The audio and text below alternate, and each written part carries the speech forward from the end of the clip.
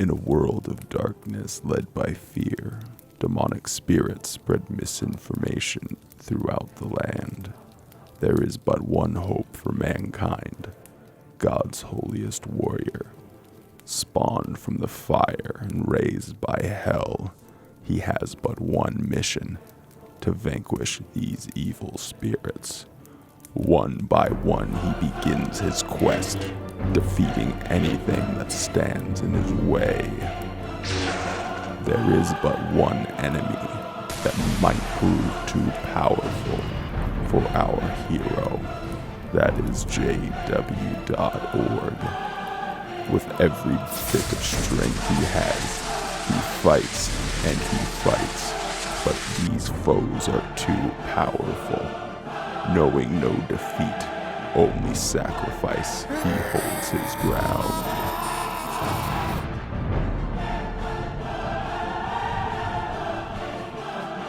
Better to fight for truth than cower in silence. Perhaps there is another who is strong enough to defeat these demonic spirits. I swear, making this amount of videos in such a short time starts to play tricks on my mind. Every intrusive thought comes out and you get an intro like that. But that's okay. Hello and welcome back to the JW Thoughts channel. My name is Wally, and today we are sojourning on with our convention review. We are in the Saturday afternoon session. Quickly, before we get into it, don't forget to drop a like on the video. It helps it get out to more people on YouTube, and it helps the cause and is very much appreciated. Subscribe to the channel if you like content like this, and let's do this.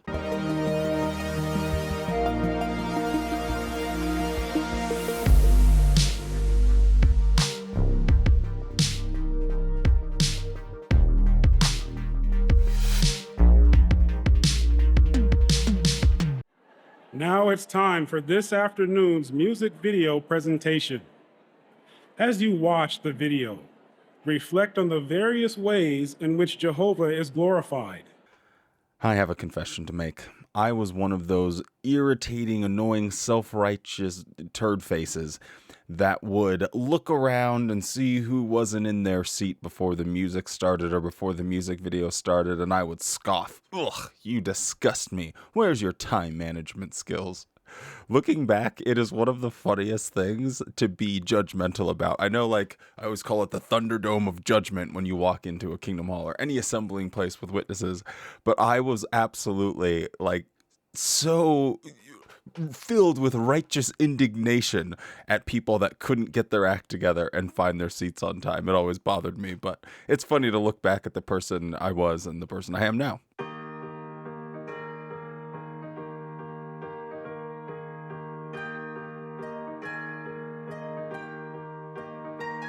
From house to house, from door to door, Jehovah's word we spread.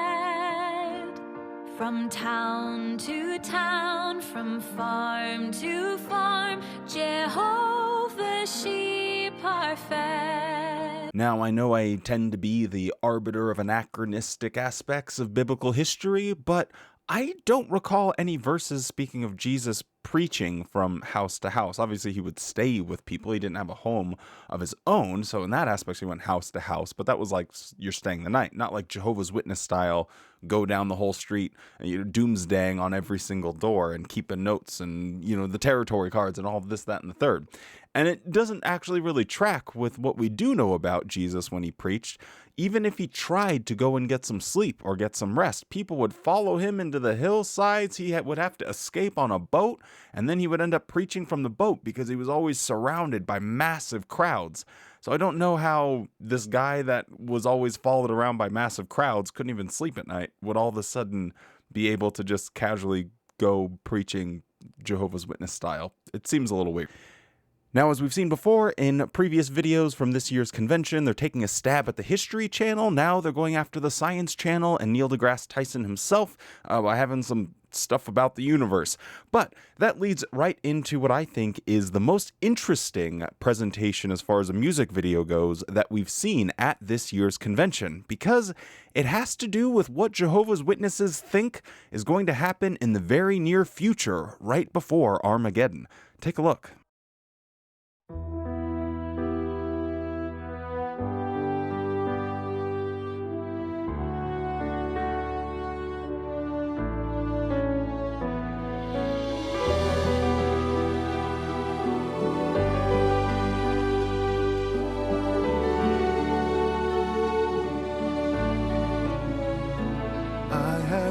listen to Jesus in these troublesome days.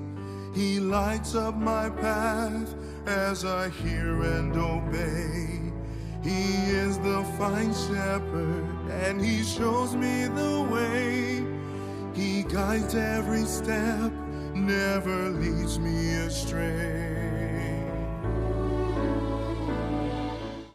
So they're really painting a interesting picture here. First off, the stock market is absolutely collapsing, and these percentages are wild. 34, 78% drops.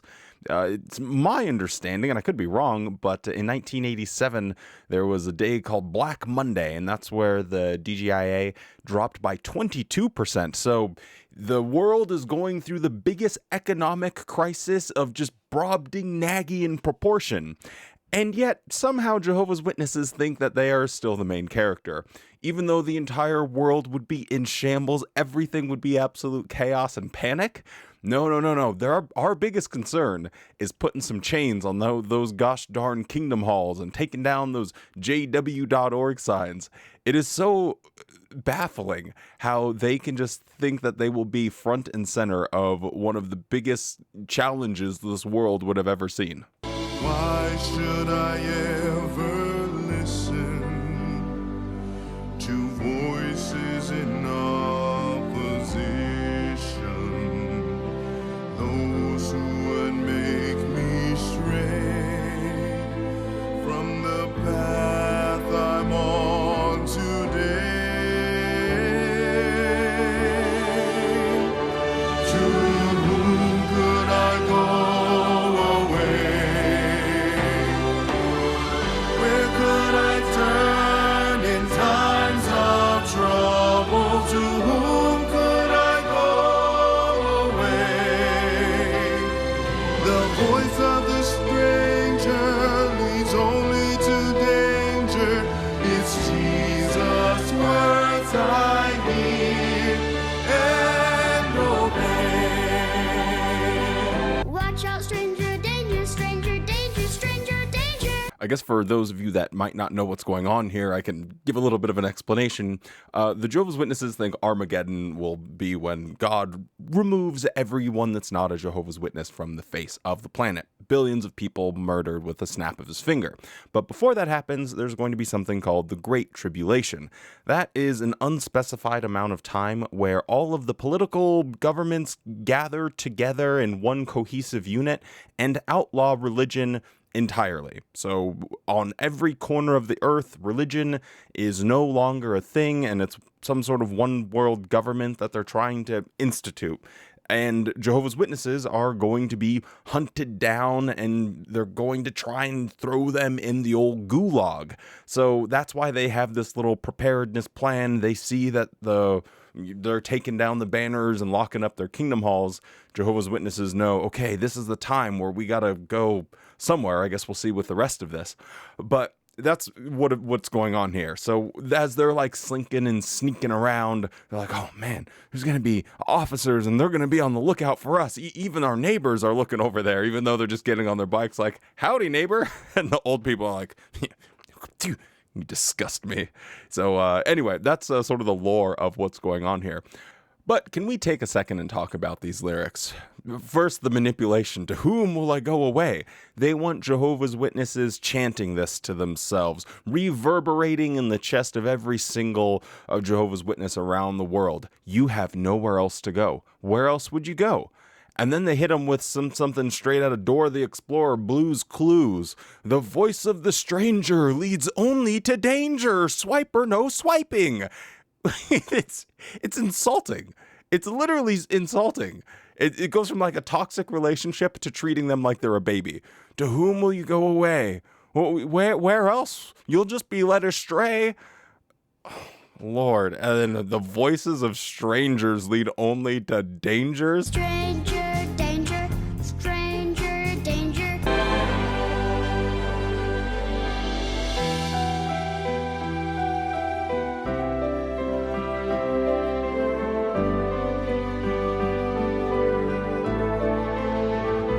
I'm secure and contented with my place in his care, surrounded by love in the faith that we share. I look to the future that Jehovah provides. What am I watching? So they're sneaking around like, oh man, we don't want to get caught by the police. Oh, they'll rip our fingernails out. They'll torture us and beat us. What a horrible thing. Okay, we got to be sneaky. And then cop rolls up behind them and is like, yeah, I'm going to need you to step out of the car. And the guy's just like sweating bullets like, my time has come. I hope you guys make it into paradise. Gives him the look. And the officer's like, it looks like you got your tail light out here. You might want to get that checked when you get to your destination. Drive safe. Keep it under 20. If you're in such imminent danger where you feel like you have to like sneak around the police so you don't get caught, and then when you do get caught, nothing happens, that means you didn't need to sneak around in the first place. His son is my savior with sayings of life. I will never listen to voices in opposition. Why would I ever stray from the path I'm on today? To whom could I go away? Where could I turn in times of trouble? So this is basically the Great Tribulation, the video game. So you have the early tutorial, you know, how to get around the police, crouch, sprint, bike, punch, all of that good stuff. Now we're getting into the advanced tutorial where you learn how to hide Bibles in your shower panels. It's so ridiculous, but these are the advanced techniques that you are going to need to know if you want to maintain your faith in the Great Tribulation. The funniest part about this is you could have not studied Jehovah's Witness stuff for like 5 or 10 years, and we still remember it. I am very confident that I could get up and give a public talk right now with zero preparation. You could hand me an outline and I get up and yap and read a couple scriptures for 30 minutes without a hiccup. I don't see a world where I wouldn't be able to make a good quality Jehovah's Witness presentation, because the stuff just sticks in your mind and it's not that complicated. Like, sure, it has some intricacies and nuance to it, but once if you're raised in it, there's not really that much extra to remember. So you don't even need to be doing all of this. It's not like it's hard to remember the same old 25 scriptures that Jehovah's Witnesses use, and those are the only 25 they remember anyway. Anyway, this is crazy.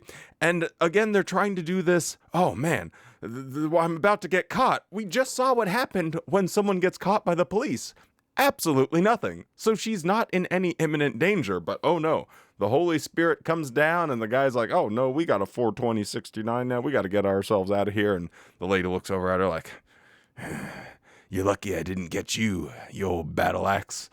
It's just absolute insanity. Why would she be nervous? Or why would the viewer, if you're looking at it from a production standpoint, why would the viewer be nervous for her, which is obviously the message they're trying to give, when in the scene before this, you just showed someone having to show their paperwork to an officer and not get caught?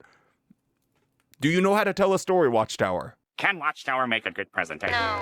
Can Watchtower get their story straight? No. Can Watchtower do anything right? No. Is any of this ever going to make sense?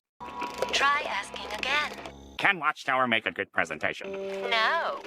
To whom could I go away?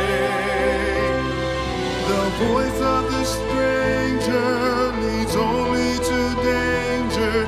It's Jesus' word. You get the hugs. Jesus' words I hear and obey. To whom could I go away?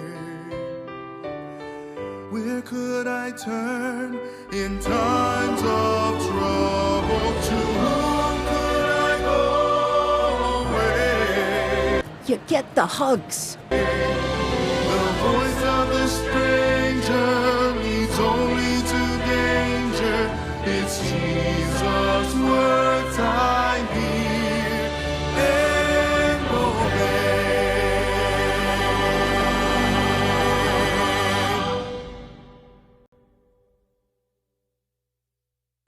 Now it's time for me to splash everyone with some cold water. I'm going old Scrooge McDuck mode here. In the last video for the governing body update, we talked about how they were showing people that were going to prison, that were having to do hard labor. One guy that even was tortured for 4 days for his faith, for being a Jehovah's Witness. How does this narrative work with people that say, oh, Jehovah wanted us to get caught so we could preach to people in prison, or preach to the judge, or preach to the taxi driver? Yet at the same time, these people, oh, Jehovah was with us so we didn't get caught. So whether you get caught or whether you don't get caught by the police and tortured, all praise be to Jehovah. It's all his will. Because if that's the case, and you are basically, God looks at whoever is strong physically and spiritually, maybe they are able to handle and endure some torture. I would want to eat at Weenie Hut Jr. every single day in God's eyes. That way he'd be like, oh, well, that guy, he won't be able to take it. It's almost incentivizes not being a super hyper spiritual person, because then God will be like, yeah, I don't know if he'll be able to maintain his faith, so let's make sure he doesn't get caught. If a Jehovah's Witness really thought this through, they would actually kind of pull back a little bit like, hey, you know, I don't actually have to keep my faith that strong, so that way when we get put through our paces, I'll get a protective shield put around me. Why the turbo nerd Bethelites and elders and pioneers, they're all getting sent to the gulag. So yippee-ki-yay. I guess that is the new strategy if you are a Jehovah's Witness. And if it's random, like, what kind of roulette wheel does that look like? God's up there and just like with all of these names, like, okay, it's time to see who in the Pacific Northwest is going to get tortured during the Great Tribulation. And he just drops like a little Satan ball. I don't understand how Jehovah's Witnesses don't sort of think some of these things through. I know that when I was a witness, I had these conversations with myself about like how things actually function in a practical way. And me and my friends, we would like joke about it and stuff like that. But we would talk about these things because it's worth talking about. Am I going to be tortured? Am I going to be able to withstand that? Well, I mean, if God says he won't put you beyond what you can endure, then maybe you shouldn't be able to endure a whole lot. Bada bing, bada boom, you're free and clear. Anyway, let's get into this symposium and see what glorious things Watchtower has to teach us about something or another with the good news. This symposium will consider how we can imitate Jesus in counteracting negative news with the good news of the kingdom. Let's begin with the subject of how Jesus defeated harmful gossip with the good news. As all of us know, harmful gossip can come from anywhere. It can come from the community in general, or it can actually come from people who know us very well. Now, sometimes maybe we're at work or at school, we might hear bad things being said about certain people. Or even at times, people may say bad things against us. What if you're the victim of such harmful, slanderous accusation? Let us not forget that they are writing this for adults. Adults in the real world don't need this advice. Well, how do you deal with harmful gossip? That's something that you learn how to deal with throughout your entire life. You learn effective communication within a civil society. It's properly basic. It's actually going to be a little bit of a topic that I wanted to discuss on my next episode of On the Couch with Wally. So if you're a YouTube member or Patreon, you'll be seeing that in the next day or two. Anyway, you would think with something so simple and basic as how to deal with gossip, they would be able to get this right. Because it's something that you learn when you're in your teen years. Well, unfortunately, he's about to really fumble this. But people say he is a demon. Ouch. Can you imagine that being said about you or your close friend? What would you do? Would you bow up or get emotionally charged up or fired up because somebody had said this against you? What did Jesus do? How did Jesus deal with false or bad information? Did he get fired up or emotionally charged up? No. He focused on the good news of the kingdom and he did not focus on the bad, the gossip. Jesus defeated harmful gossip by focusing in on John's positive qualities, and he then gave a witness about the kingdom. What's the lesson for you and I? If a conversation takes a negative turn, steer it back towards the positive, something encouraging, something upbuilding, so that we can stay focused on the positive and not the bad news. Now, let's look at an extreme example, just to put this into perspective. You hear harmful gossip about Harvey Weinstein, and you hear harmful gossip about Jeffrey Epstein. Oh, let's just focus on their good qualities. They're giving many work opportunities to young girls. I mean, they wouldn't even had an opportunity to meet some of the higher up people they're able to meet, presidents and senators and all of these amazing people. What a great opportunity. Let's just focus on the good. And hey, they're getting paid a living wage. What if we took your advice, you moron? Oh man, you hear this harmful gossip? Okay, well, let's evaluate the evidence for the gossip because it could be true. This is terrible advice. Just you hear some harmful gossip, just steer the conversation over to something more positive. No. What if it's something to do with, I don't know, a rampant issue amongst Jehovah's Witnesses when it comes to covering up child sex abuse? Is that something that we should just steer the conversation in a different direction? Imagine if you are a parent you're sitting there listening to this with your child, and a concerned member of your congregation is raising hell, which I've spoken to people that they have gone to the elders and they have been kicked out of a congregation for speaking up because there was a known predator in their congregation and the elders weren't telling people. They weren't letting them know, even though they did. And they were the ones that got in trouble. So imagine that scenario, and everyone just says, like a responsible parent just says, hey, you know, could we just talk about an encouraging field service experience that we've had? Can't you just share an encouraging scripture? No sane person is going to do that.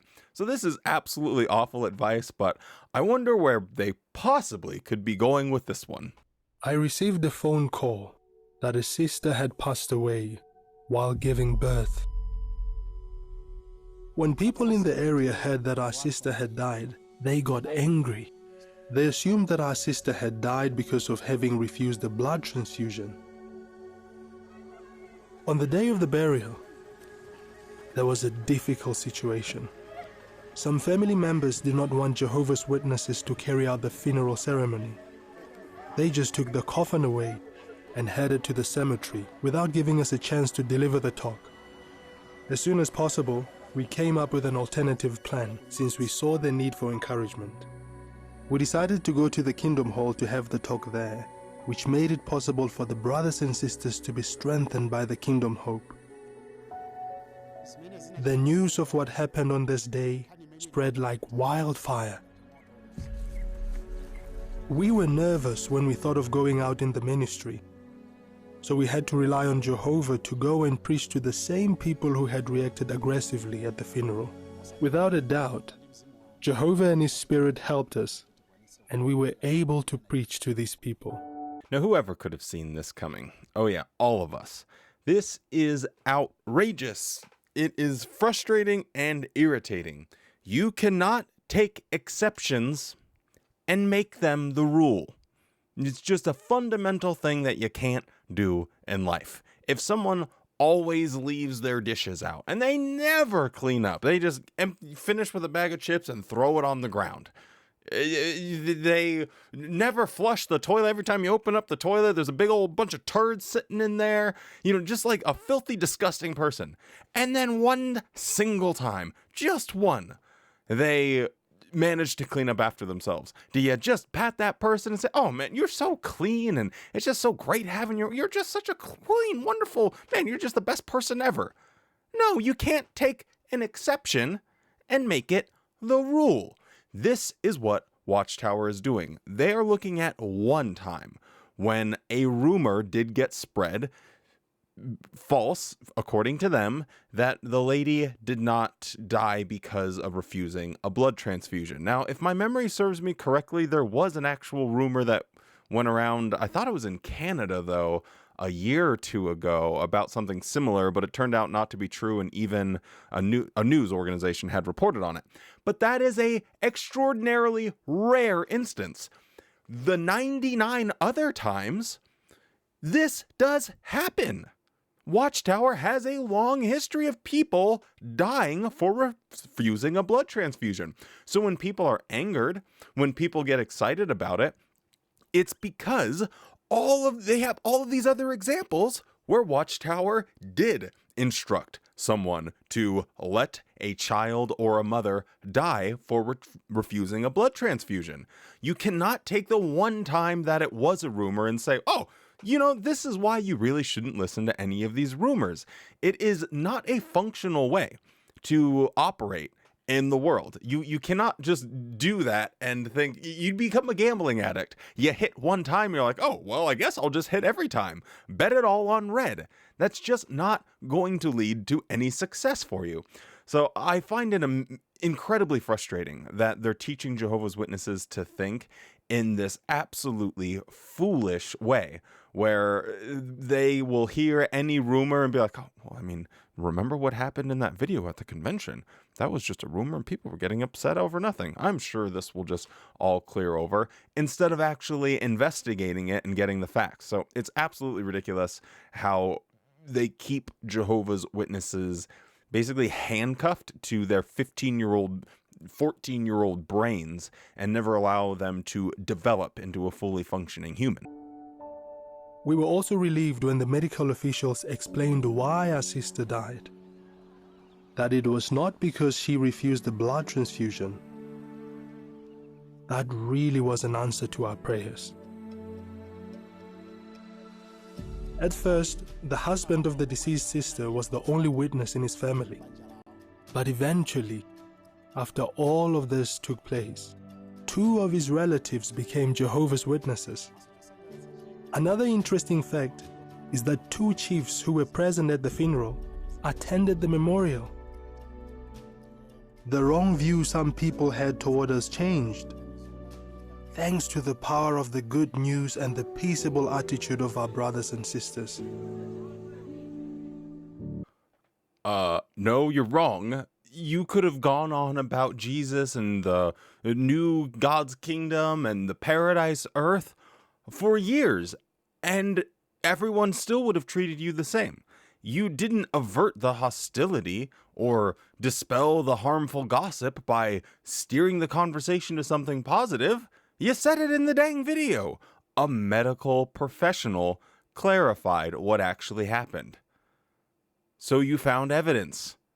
You found a way to demonstrate. No, sorry, whatever you're hearing is actually wrong. Here's what actually happened. And then people are able to change their minds. You see how that works? It has nothing to do with just, hey, put on a big old smile despite everything going wrong, despite what you're hearing. Just focus on the positive and good. It had nothing to do with that. So I don't know how they managed to just completely make people believe that the way to handle harmful gossip is by just putting on a fake smile and focusing on people's good qualities. That is some of the worst advice we've heard. That'll be about it for this video. I think we're looking at about 30-minute runtime, so we'll pick it up again tomorrow. If you're still around, don't forget to drop a like on the video and subscribe to the channel. With all of that being said, I'll see you guys tomorrow. Stay safe and be kind, and don't forget to show yourself the same kindness that you show to others. And you better have a good-ass day.